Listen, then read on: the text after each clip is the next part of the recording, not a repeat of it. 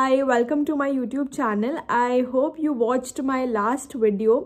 बहुत सारे मेरे पास आ रहे थे कि मैम ऐसी वीडियो बनाओ जिसमें आप इम्पॉर्टेंट टॉपिक्स को डिस्कस करो. So I did start a series like that and going along with it, so I am going to discuss a few more topics, and today I will be discussing bone tumors, the most important bone tumors of ortho, and I hope you will pay attention. And जो मैं topics discuss कर रही हूँ उसमें जो मैं content share कर रही हूँ that is just that content जो previous years में आ चुका है या फिर वो आगे पूछा जा सकता है. It's just that. Okay, so pay attention here. So moving on to the first image for today, that is GCT or osteoclastoma. This is also known as giant cell tumor. So ये होता कौन सी जगह पे? This as you can already see epiphysio metaphyseal location पे ये होता है. Number 1 point. Second point कौन सी एज में होता है? 20 to 40 years. Number 2 point appearance कौन सी है इसकी? Egg shell appearance, egg shell crackling appearance, और I can also call this as soap bubble appearance. तो एज सच ये इमेज आएगी और पूछा होगा कि ये कौन सी अपीयरेंस. You have to say soap bubble appearance which is seen in giant cell tumour. अगर ये ऑप्शंस में नहीं है the second word that would be written is osteoclastoma. दूसरी चीज इसमें आती है कि क्या पॉजिटिव इसमें मार्कर होगा. तो आई विल से कि rank L, rank ligand plus rank L इसमें पॉजिटिव होगा ये मार्कर. और इसमें लेस देन 5% रिस्क होता है मैलिग्नेंसी का एंड मेटास्टासिस का टू लंग्स. लोकली अग्रेसिव है. This word is important. It is only locally aggressive, फैलेगा नहीं. ये लोकली अग्रेसिव है और इसकी लोकेशन आती है एपीफाइजियो मेटाफाइजियल जो इसमें मेंशन्ड है. Eggshell crackling soap bubble appearance. Moving on to the next image for today that is osteosarcoma.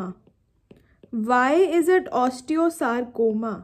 क्योंकि इसकी सबसे पहली चीज जो बताएगी इसकी location which is metaphyseal. Location है मेटाफाइजियल. और ये ट्यूमर होता कैसे? It can be radiotherapy induced. लेकिन क्या ये रेडिएशन से काम करेगा? अगर रेडियोथेरेपी से इंड्यूस हो रहा है तो then it is radio resistant. ठीक है, कि रेडिएशन से इसका कुछ हो नहीं रहा है क्योंकि रेडियोथेरेपी से ही खुद बना है. रेडियो रेजिस्टेंट है. ये वर्ड याद रखना. ये एक बार पूछा भी गया था एमसीक्यूज में. एक ऑप्शन में रेडियो सेंसिटिव था, एक में रेडियो रेजिस्टेंट था. तो यू हैड टू चूज कि ये रेडियो रेजिस्टेंट होता है. और next is appearance. The classic appearance which is known as sunburst appearance. Sunburst appearance उसकी वजह से ये हो क्या रहा है इसमें? Periosteal reaction. Sunburst appearance, periosteal reaction. And ये बना किस वजह से? क्योंकि ये कुछ स्क्लेरोटिक पार्ट है, बोन फॉर्मिंग पार्ट है स्क्लेरोटिक, उसकी वजह से ये बना है. It is lifting of the periosteum. Okay, so इसमें जो ऑसिफिकेशन है वो इसके परपेंडिकुलरली हो रही है तो पेरीऑस्टियम इज लिफ्टेड. सनबर्स्ट अपीयरेंस इसमें दिख रही है. जीन कौन सा अफेक्टेड होगा? P53 gene is affected. Radiotherapy induce like I told you already. And 0 to 20 years में ये मोस्ट कॉमनली दिखाई देता है. और रिस्क फैक्टर्स में teriparatide can be a risk factor. जो एक ड्रग दिया जाता है टेरीपैराटाइड बिसफॉस्फोनेट्स, उसकी वजह से ऑस्टियोसार्कोमा होने के चांसेस रहते हैं. Moving on to the next most important image. कौन सी है ये है एविंग्स सार्कोमा. एविंग्स सार्कोमा. मैंने कैसे बोल दिया ये एविंग्स सार्कोमा है? सबसे पहली चीज ये होगा डायाफाइसिस पे. हाँ, सो एविंग्स सार्कोमा उसमें क्या चीज होती है कि ये ई से एविंग्स सार्कोमा, डी इससे पहले आता है. याद रखना ये डायाफाइसिस में पाया जाता है और ये बच्चों में होता है. राइट, अब बच्चों में होता है तो इससे याद रखना कि 11 साल के फॉर एग्जाम्पल अगर बच्चों में हो रहा है तो ट्रांसलोकेशन होती है इसकी 11:22 की. ये इस पे as it is direct question आता है कौन सी ट्रांसलोकेशन है सीन. ट्रांसलोकेशन 11:22. और इसमें ये जो अपीयरेंस है तो इसमें ना अनियन पील की तरह अपीयरेंस है. इट्स लाइक कि नई नई लेयर्स बनती जा रही हैं. तो this is onion peel periosteal reaction. Onion peel periosteal reaction. और अगर इसकी आप HP इमेज देखोगे तो उसमें रोजेट्स दिखते हैं. This is known as Homer Wright. Pseudo rosettes हैं ये, ट्रू नहीं है, सूडो है.